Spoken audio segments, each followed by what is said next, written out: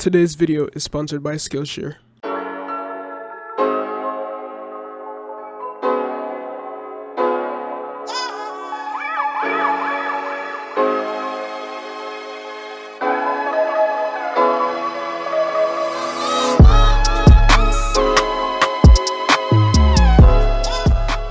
What's going on, guys? Welcome back to the channel, and in today's video we're gonna find the best apps for you to get back to school. Now this is for the iPad. Hopefully they will also be on the iPhone as well, but I know these are like mainly, most of them are iPad apps, so it's the best way to prepare your iPad for school. I'm not sure where you guys are, but here in Canada, like, we're going back to school. Some schools is that you go 3 days on online, and then the rest of the week you do literally physically at school. It's not full hours or anything, but we will be going back to school. So if you want to see like a back to school tech edition, what to bring with you, stuff like that, let me know down below in the comments as well.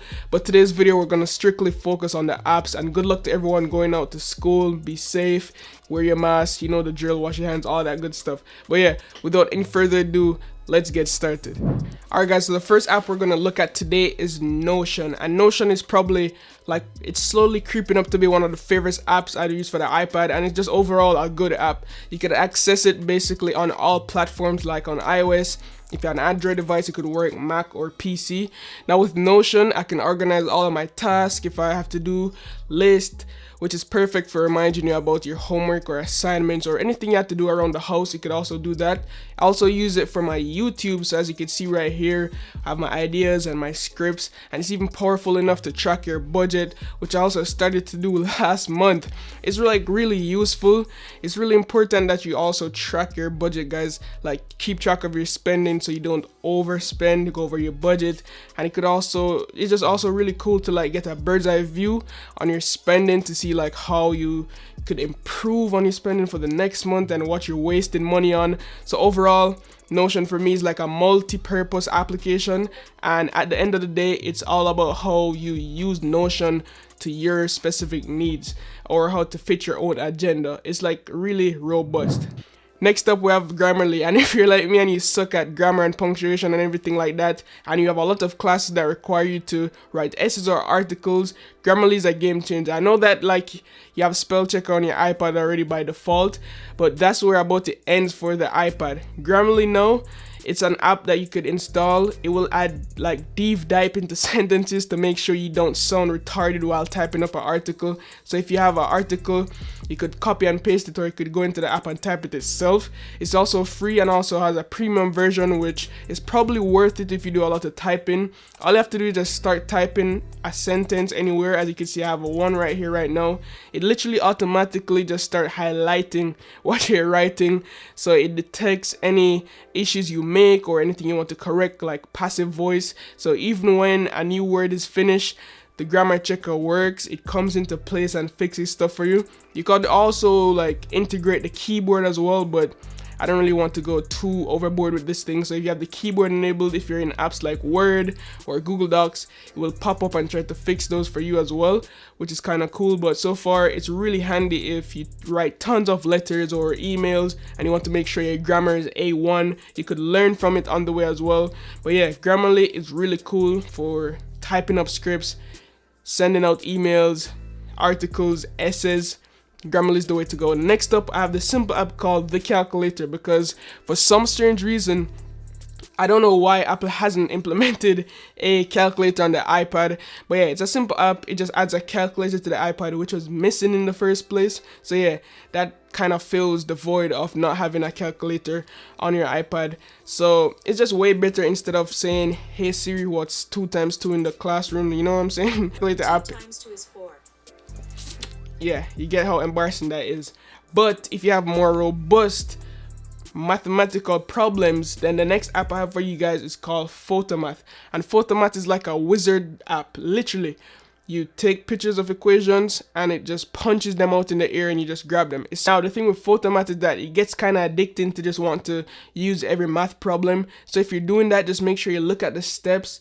learn how to do it, so next time or when you're in class or doing an exam, you could actually do it yourself without Photomat doing it for you, if you know what I'm saying. So it's good to like figure out how to do stuff, and when you figure that out, you'll be good on your way to learning it on your own. So just don't get too caught up in using Photomat every time. It's literally just there to help you. All right, no cheating. Alright guys, so the next app I have for you today is called Skillshare, and thank you Skillshare for sponsoring today's video. So if there's anything you wanted to learn or you wanted to master, for example, it's Photoshop or how to use Procreate for illustrations, to even how to chef up something in the kitchen, you could find a class on Skillshare that will teach you literally how to do exactly that.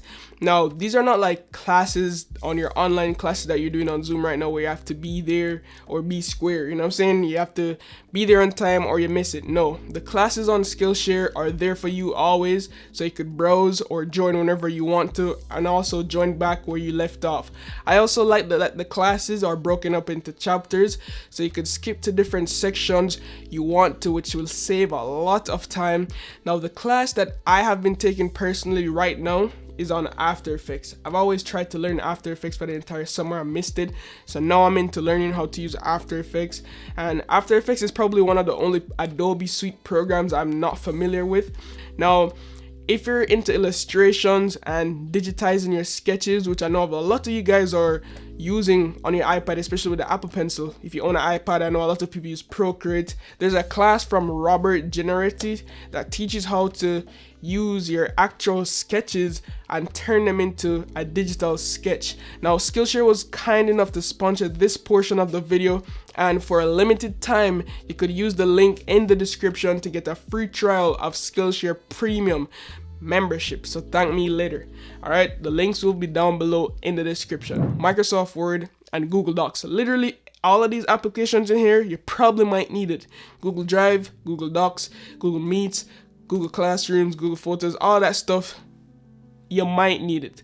Now, I say this because the Google applications, teachers tend to use them a lot, especially like Google Docs, and it's really handy to use Google Docs because you could be on FaceTime with your friends and also typing up the same document at the same time. You could see when your friends are typing, when they're making edits. And then you have Google Drive where you could use to share all your files when you're finished. And then I say you want to use Microsoft Word, and Microsoft Word is just really useful to have on your iPad just because a lot of teachers tend to send Word documents, PDFs, so it's just really good to have a word processor that could open those stuff. And it also works seamlessly. It works just like on PC, especially with the iPads now with keyboard support. You snap on your keyboard, you're good to go. You're typing up your documents, you could highlight, edit text, add text, all that good stuff. You're basically good to go in terms of word processing on your iPad. Alright, so the next app I have for you guys is called Timetable. It's a very simple application, but it's also very useful. Now, if you're going into new blocks and buildings, this app is perfect to keep track of your new buildings. So you could choose the subject, choose the dates, choose the time, put it down in this canvas right here. Then you could put the teacher's name on the squared bubble, put the block so you never forget what class number or room or the teacher's name or anything like that. And yeah, that's why I really like it. You could choose different colors, keep everything organized. And also, if you have a homework for that section or this class, for example, if I have a homework for RIT 200, I could hit add task, but then that's where you have to pay for it to remind you. Last but not least on my list, guys, is Evernote. Alright, now Evernote is a note-taking application. I usually use it to jot down my notes and stuff, but it got kind of annoying because I have tons of different devices and it only limits me to like 3 devices at a time. So I'd have to sign out of one, do this. So that's why I switched to Notion. But with Evernote, I still like to use it for scanning documents, and also it doubles as a note-taking app as well. But as I said, for me, I mainly focus on scanning documents.